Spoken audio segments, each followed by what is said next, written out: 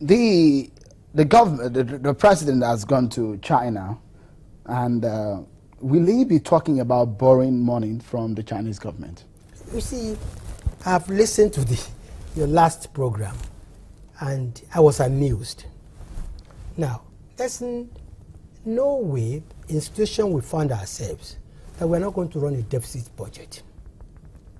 Now, you run a deficit budget simply when your income is not enough to cover your expenditure.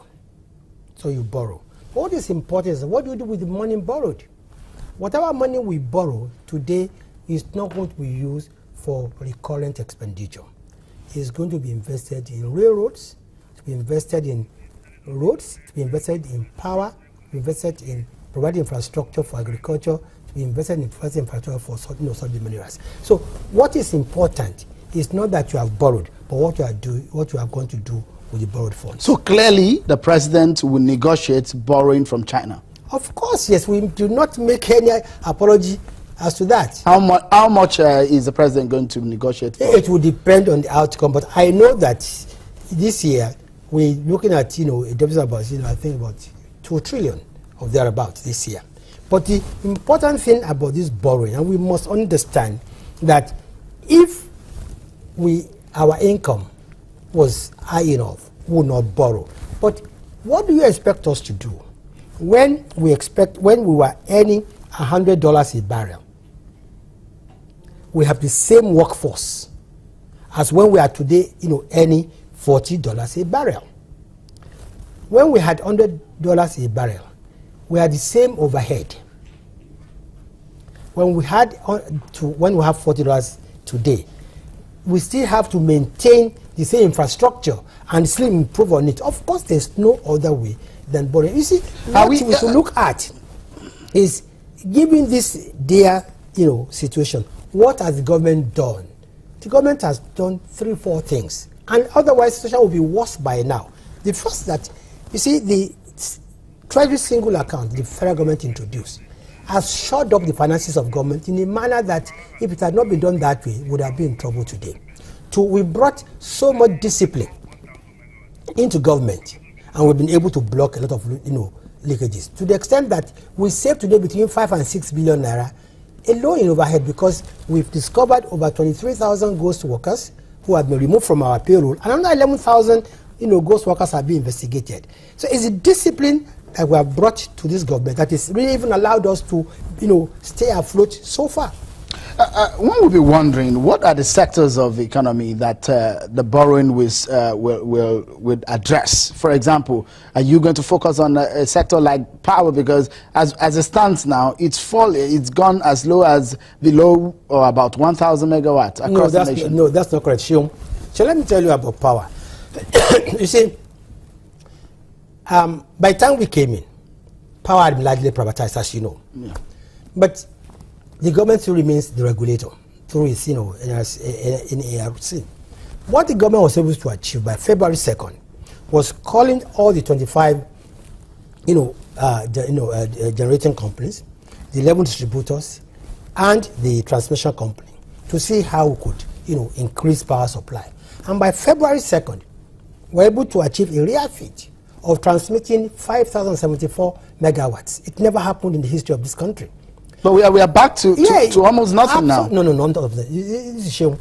What happened that 2 days after that, the Nigerian gas company called and said, look, please cut down, because we cannot supply you more than 4,000 gas for more than 4,000 megawatts, because we are doing our own, turnaround maintenance. Now, unfortunately for us, about 3 days after, there was this savage attack on the Focados export line, through which we lost over 1,000 megawatts, because it is the Focados, export line that we use to store our condensate and our gas. From the Bayelsa Focados is in the Niger Delta. All we're saying is that immediately we lost this Focados, station, our gas supply suffered. Now, the thing about electricity generation is that when you generate about 5,000, You don't have to do much load shedding. People will not notice that you're even shedding load, and most people will get light for a lot of time. But once you are operating at about 4,000 megawatts, people will start, noticing the load shedding. But if you go beyond 3,500, people start noticing not just, more load shedding, but the entire grid becomes brittle and unstable, and there will likely be system collapse. As today, we are generating 3,300 megawatts. Largely because there's no gas. Minister, I have not had light in over 48 hours. Sure.